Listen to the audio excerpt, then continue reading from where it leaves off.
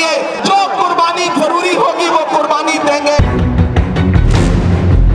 बिहार की राजधानी पटना की सड़कों पर कांग्रेस के नेता इमरान प्रताप गढ़ी का ये वो काफिला है जो मुस्लिम वोट बैंक पर दशकों की दावेदारी वाले राष्ट्रीय जनता दल की नींद उड़ा सकता है।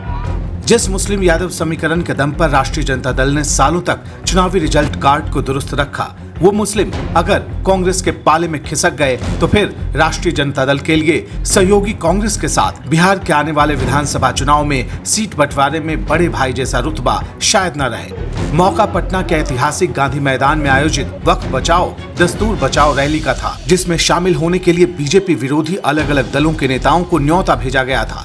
ये नेता अलग अलग वक्त में मंच पर अपनी राय रखने पहुंचे। इनमें एक थे इमरान प्रताप गढ़ी। ये मुल्क नरेंद्र मोदी जी की जागीर नहीं है, ये मुल्क हिंदुस्तान के हर इंसान का है, हर इंसान का है। और हम अपने आबाओ अजदाद की जमीनों को बचाने के लिए, खानकाहों को बचाने के लिए, इबादत गाहों को बचाने के लिए, कब्रिस्तानों को बचाने के लिए जो कुर्बानी जरूरी होगी वो कुर्बानी देंगे। हम सड़कों पर बैठेंगे। अगर कांग्रेस के युवा राज्यसभा सांसद के इस्तकबाल की खातिर बिहार की धरती पर चुनावी मौसम में इस कदर युवा मुस्लिम उमड़े तो जाहिर है तेजस्वी यादव के लिए माथे पर ये चिंता की लकीरें ही खींच जाएगा। कन्हैया कुमार पहले ही कांग्रेस की चुनावी तैयारी को राज्य में धार दे रहे हैं। राहुल गांधी ने उन्हें फ्री हैंड दे रखा है और अब इमरान प्रताप गढ़ी को भी अलग दरवाजे से बिहार के मुसलमानों की रहनुमाई के लिए पार्टी ने आगे कर दिया है। यानी बीजेपी के विरोधी धड़े में युवा नेताओं की कतार में कांग्रेस के पास आरजेडी के मुकाबले कहीं ज्यादा चेहरे हो गए हैं। ये पार्टी की चिंता बढ़ा सकता है।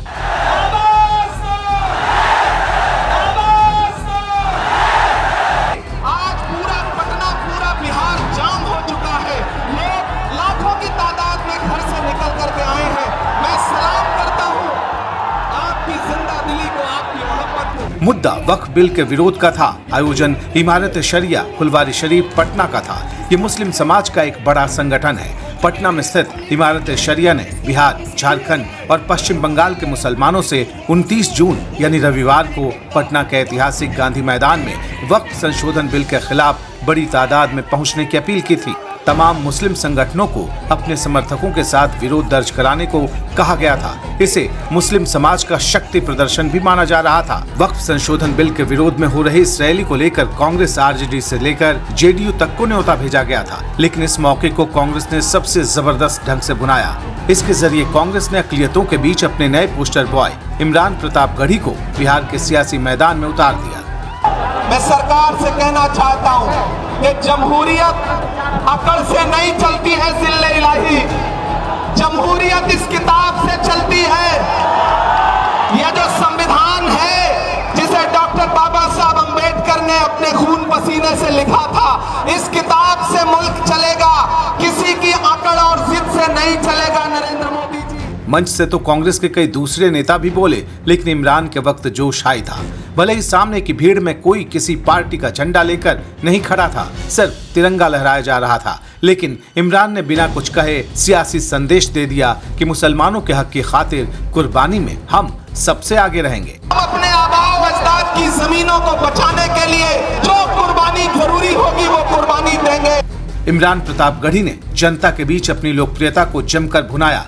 पटना में मंच से लेकर सड़कों तक यही नजारा था। इसके जरिए बिना कुछ कहे कांग्रेस ने आरजेडी तक अपना मैसेज पहुंचा दिया है कि ये मत समझना कि मुसलमान सिर्फ आपकी ही सुनते हैं, अब हम भी यानी कांग्रेस बिहार में मजबूत हैसियत रखती है, पहले से ज्यादा मजबूत। जाहिर है आरजेडी और कांग्रेस के बीच के गठबंधन के समीकरण और सीट बंटवारे की रणनीति पर आने वाले दिनों में इसका असर दिख सकता है।